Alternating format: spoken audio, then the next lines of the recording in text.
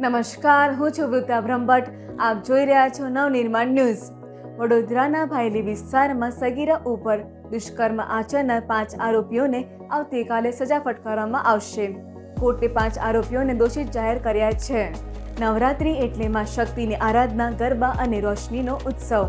પરંતુ 4 ઓક્ટોબર 2024ની રાતે વડોદરાના ભાયલી વિસ્તારમાં નવરાત્રિનો માહોલ એક એવી ઘટનાથી દહેશતમાં ફેરવાઈ ગયો હતો, જેને લઈને સમગ્ર ગુજરાતમાં આક્રોશ ફાટી નીકળ્યો હતો. નવરાત્રિના બીજા નોરતે 16 વર્ષીય સગીરા ગરબા રમવા માટે નીકળી હતી અને પોતાના મિત્ર સાથે ભાયલીના એક નિર્જન વિસ્તારમાં ગઈ હતી. તેને કદાચ કલ્પના પણ નહીં હોય કે થોડા સમયમાં ત્યાં 2 બાઇક પર આવેલા શખ્સો તેની જિંદગીમાં ક્યારેય ન ભૂલી શકાય એવી કાળી રાત લખી જશે.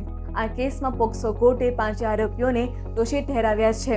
હવે 690 દિવસ બાદ 25 ઓગસ્ટે કોર્ટે 5 આરોપીઓને સજા સંભળાવવા જઈ રહી છે.